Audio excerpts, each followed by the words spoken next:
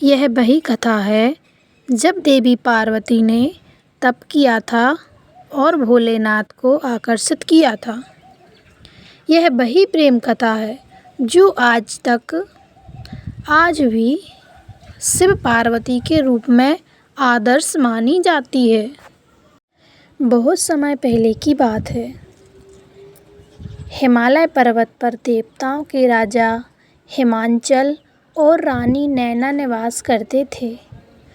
उनके पास एक सुंदर कन्या ने जन्म लिया। उनका नाम रखा गया पार्वती। पार्वती बचपन से ही शांत, सौम्य और आध्यात्मिक में रुचि रखने वाली कन्या थी। बचपन में ही उन्होंने महादेव की मूर्ति देखी और मन ही मन उन्हें ही अपना पति मान लिया। एक दिन उन्होंने अपनी माँ से पूछा, माँ, क्या मैं भगवान शिव को अपना पति मान सकती हूँ? माँ मुस्कुराई पर साथ में ही बोली, शिव कोई साधारण देव नहीं है बेटी, वो तपस्वी हैं, योगी हैं, वनवासी हैं। उनके मन तक पहुँचना आसान नहीं, तुम्हें कठिन तप करना होगा। पार्वती ने दृढ़ निश्चित कर लिया। उन्होंने हिमालय की गुफाओं में जाकर कठोर तप करना शुरू कर दिया। दिन रात शिव का ध्यान करती, भोजन त्याग दिया, पानी त्याग दिया और अंत में केवल वायु पर निर्भर रहकर उन्होंने वर्षों तक तप किया। उनकी तपस्या से तीनों लोक हिलने लगे। देवता चिंतित हो गए। अगर शिव पार्वती का यह प्रेम स्वीकार नहीं किया तो यह तप नष्ट हो जाएगा।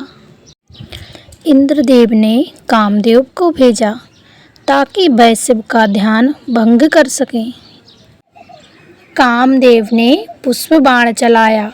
फूलों के तीर से शिव की समाधि भंग हो गई।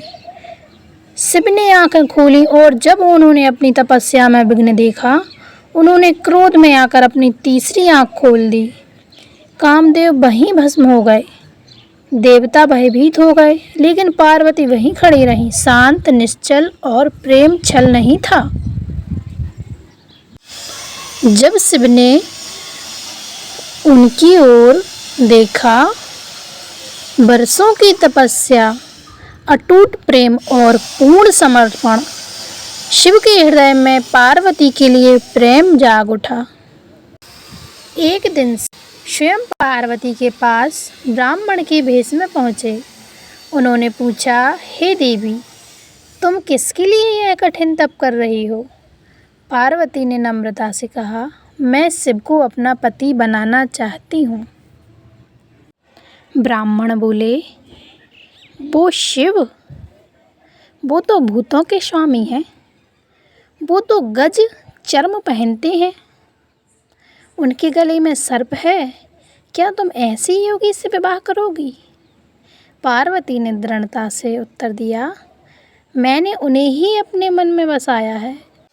मैं केवल शिव को ही अपना पति मानती हूँ और मैं उनको ही अपना पति मान चुकी हूँ। मैं विवाह भी शिव से ही करूँगी।